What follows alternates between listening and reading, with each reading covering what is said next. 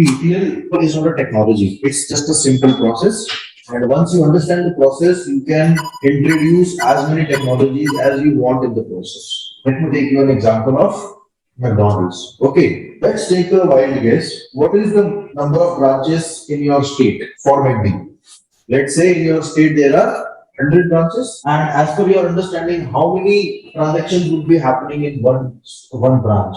For ease of understanding, let's say 100 orders are placed in every branch. You how many branches we have in the entire country? So we have around 30 states. We will multiply 30 with 100. So if I open the calculator and let me just multiply this, it is 100 transactions into 100 orders a day into 30 states. So 3 lakh transactions are getting generated on daily basis. This is we are taking an average data. This is for one data. Let me multiply it with 30. This is the transactions you are handling for a month. This is the transactions you are handling for the year.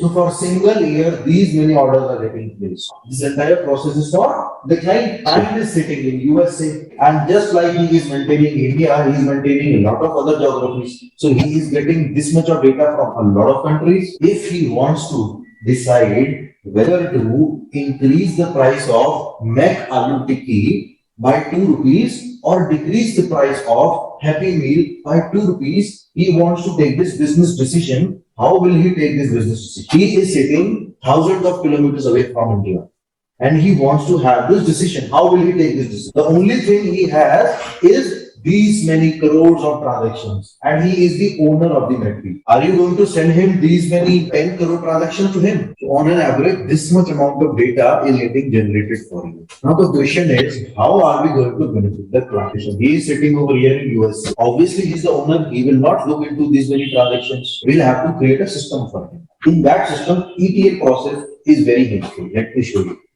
When you go to a McD, what information they will take? They will transaction ID, order name, amount, mobile, name, state, address, country, email ID, paid by, reviews. See, transaction ID 1001, order, for example, you order Happy Meal, amount, you pay them 1000 rupees, your mobile number is 999999, your name is Sachin Tendulkar, your state is Kashmir, your address is Clock Tower, country is India, email is blah blah blah at gmail.com, paid by credit card, reviews 3.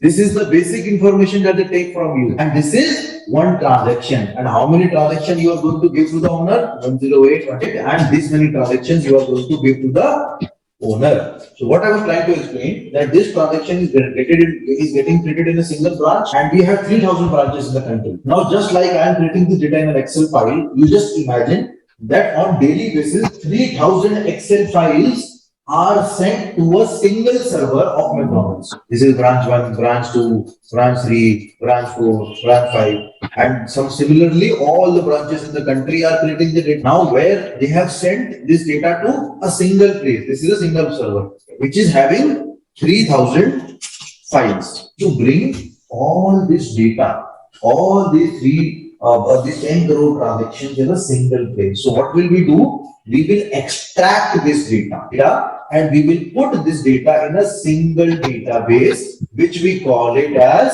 staging database, or you can also call it as a extraction layer, where you are extracting it. So that is why the very first thing is extracting the data. So all these 3000 files, the data from these files is converted, taken up and loaded into a staging data. Now let's come back to our data. Now this is the raw data. What is the meaning of raw data? Raw data means it is having a lot of unnecessary columns. Obviously, the owner is not interested in this column. He is not interested in the address. Lot of data needs to be polished. Lot of data needs to be removed. Lot of data needs to be combined. For example, this is your data. And for example, I have done two changes. I removed 2 columns. And another thing I want to do is I want to combine the values of these 2 columns. And I don't want this to be like this. I want a single column and I want the value to be like this. 1001 HM This is I want. This is the way I want. I want to magically change the above data into this data. I'm doing the changes. What changes I did? How many changes I did in this data? One is I removed address column, I removed the review column, and I combined these two columns. This is called transformation. This is my old data. This is my source data, and this is my final data on which I want to make the final changes which will be useful for the owner. So this final data, this transformed data, I have to load it in a different database. So this transformed data is then finally loaded into next layer called target database or final layer. Now this is the data, this is the area where we will gather the intelligence. We will start gathering the intelligence which this MACD owner is interested in. Now you can think, what does the MACD owner want? The MACD owner wants information like this: best selling product, least selling product, best selling state, least selling state, best selling branch, max profit from a branch, least profit from a branch. But how can I get this information from this record? So this is called, we are gathering the intelligence from our data. See, today, if the bank owner wants to make a decision, he will definitely have to use his data. He cannot go and buy the data of KFC. It will be useless for him, right? He wants to create a system where he is using the existing data which his company is generating.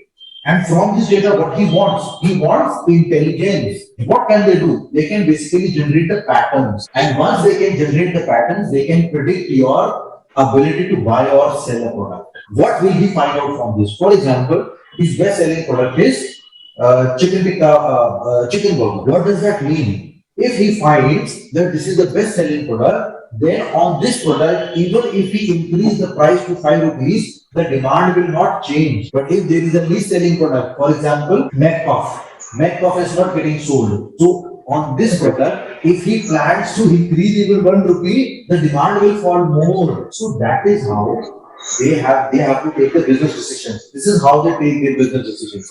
By gathering the intelligence on their data, this is the number of transactions which are getting generated in 1 year. But for how long MACD has been working? At least for 10 years. So the data that is with MACD is this into 10. It will be in a data warehouse. The database have a capacity only for 1 year data. Not even 1 year, for 6 months data. Sometimes not even 6 months, 3 months data. But all the historical data is actually inside your warehouse. Data warehouse is the area where your historical data is contained. So why will I maintain the historical data? Because to get this 1 year data, you spend millions of dollars. After spending millions of dollars, you got these transactions. Will you just throw them away? To find information like this. So all this information are generated using historical data. So your historical data will be present in your data warehouse. Now, it depends upon project to project. Some data warehouse have data marts also in there. Even this, right now, the MACD owner is not satisfied. On top of this, you will have to create reports. He will want to look in a beautiful report which will open and which will give him directly these values. And these reports will be finally visible to the client. So the MACD owner will come over here and all these reports will be visible to him. And depending upon the data, he will open them, use them, and take his business decisions.